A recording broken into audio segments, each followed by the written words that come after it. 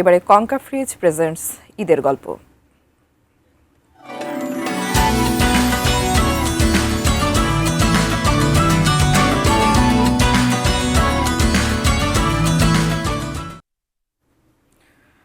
ঈদের তৃতীয় দিনকে ঘিরে জমে উঠেছে বন্ধুদের সাথে হৈহুল্লা, ঘুরেঘুরির সাথে ঈদের আড্ডা।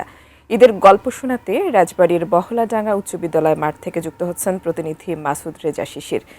শিশির, কেমন ঈদ কাটাচ্ছেন রাজবাড়ীবাসী এবং সেই সাথে তাদের ঈদের গল্পগুলো জানতে চাই আপনার মাধ্যমে। টুম্পা, আপনাকে ধন্যবাদ। ঈদ মোবারক আপনাকেও, আর রাজবাড়ীবাসীর পক্ষ থেকে আপনাকে সহ দেশবাসীকে ঈদের শুভেচ্ছা। আমি এই মুহূর্তে আছি রাজবাড়ীর বহলাডাঙ্গা উচ্চ বিদ্যালয় মাঠে। আপনি জানেন আজকে ঈদের তৃতীয় দিন চলছে। ঈদকে ঘিরে আসলে সাধারণ মানুষের যে উৎসাহ উদ্দীপনা সেটা কিন্তু আসলে আমরা লক্ষ্য করেছি। আমরা এখন ঈদের গল্প শুনতে এসেছি এবং যারা বন্ধু বান্ধবদের নিয়ে সারা দিন ধরে হই হুল্লা করে বেড়াচ্ছে এমন কিছু মানুষের সাথে আসলে কথা বলতে চাই। আমরা একটু কথা বলতে চাই। এখানে একজন আছেন। ঈদ কেমন চলছে আপনার, কেমন কাটলো? শৈশবের ঈদের কোনো স্মৃতি আছে কিনা? আসসালামু আলাইকুম, ঈদ মোবারক। আসলে আমি দীর্ঘ 25 বছর ধরে ঢাকায় থাকি, কিন্তু আমি 25 বছরে কখনো আমি ঢাকাতে ঈদ করিনি। আমি প্রতিটা ঈদেই নারীর টানে গ্রামে চলে আসি এবং এই গ্রামের ঈদ মানে ঈদটা চলে যাওয়ার পরও 3 দিন 4 দিন 5 দিন পর্যন্ত যে একটা আমেজ থাকে, এটা আসলে আমরা ঢাকাতে কখনো পাই না। গ্রামের ঈদ মানে স্পেশাল। শৈশবের কোনো স্মৃতি আছে কিনা? শৈশবের স্মৃতি বলতে আমরা যখন ছোটকালে ঈদ করছি তখন আমাদের বাপ চাচা তারপরে চাচাদের থেকে যখন ঈদ বোনাসগুলো নিতাম, এখন সেই ঈদ বোনাসগুলো আসলে পাই না। মানে এটা আমরা আসলে আরেকজনের কাছ থেকে একটু শুনতে চাই, যিনি আমার পাশে আছেন।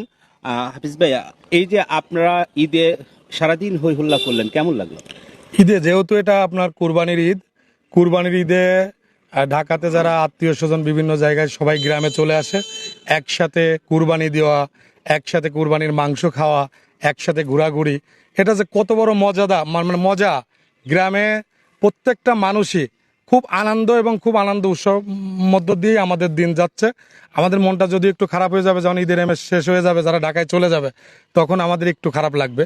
তারপরেও আলহামদুলিল্লাহ অনেক ভালো এবার ঈদ কাটছে আমাদেরকে। আমরা সংক্ষিপ্তভাবে আরেকজনের সাথে একটু কথা বলতে চাই ঈদ নিয়ে। ঈদ আসলে কেমন গেল আপনার? বিসমিল্লাহির রহমানির রহিম।